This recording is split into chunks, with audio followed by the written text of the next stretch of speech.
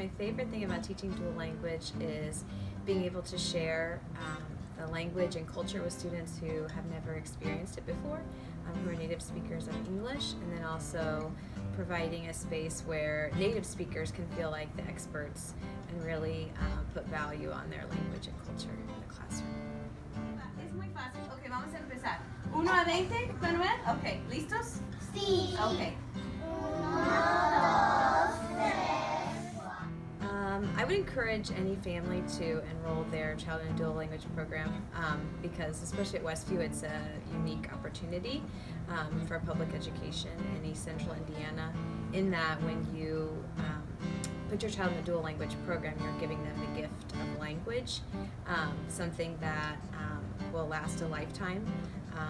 They will be able to communicate better with their peers, people of different cultures. Their students are more open-minded, they show more empathy, they have great opportunities in the future as far as careers go, and students are just thinking on a completely different level than their peers in a monolingual classroom.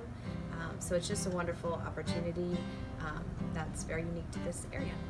Nubes, fresco, frío, calor. One of the biggest misconceptions is that in our classrooms we are teaching Spanish, and when people think of learning Spanish or a foreign language, they think of it in a setting in the secondary level. So maybe that we're just teaching sets of vocabulary or certain phrases, songs, but really what we're doing is teaching so that students are learning in the language. They're learning in Spanish. So all of the content is taught in Spanish 80% of the day, and so students are just immersed in the language all the time, and that's how they're learning the language. It's not through what we would consider a foreign language experience. 6, 7, 8, 9, 10, 11, 12, 13,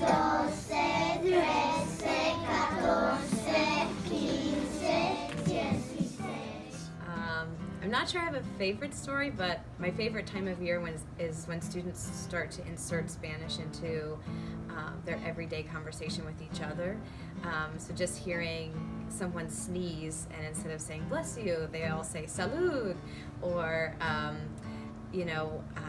a student may be talking to another student, and I've heard them say, "You are not being excelente right now. You are not following directions," or "Mrs. Morales, didn't you hear her? She said no mas, no mas. Stop doing something." So it's fun to hear them use it in their conversations with each other without even realizing that they're using Spanish that they're hearing every day. 80, 90, 100. Yeah, when I taught in a first grade monolingual classroom, it was always fascinating to see how quickly my students could learn new things. But teaching in a dual language immersion classroom has magnified and multiplied what I have seen my students be able to learn in such short amounts of time. And it brings me so much joy to know that I'm giving them something that will last a lifetime. Tienen hambre ahora. Piensa. Con voces altas y de muy bien, Connor. Muy bien, Connor. Mira, Maverick.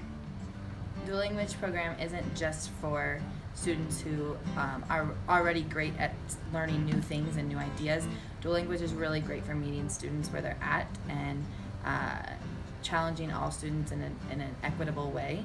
So it doesn't matter if your student is already high achieving or if they struggle to do basic letter sounds and math skills.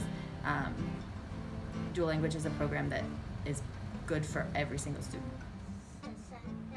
67 lápices porque 67 no es el total. Comienza.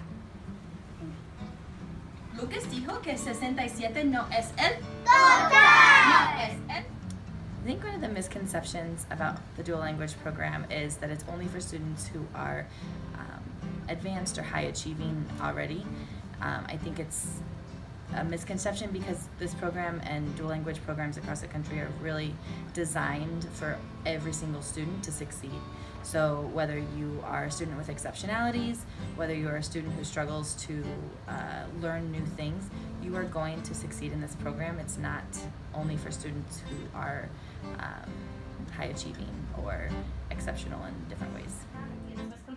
So primero, todos ojos en Connor. Muy bien, todos ojos en Connor. Señor, tenía 67 lápices.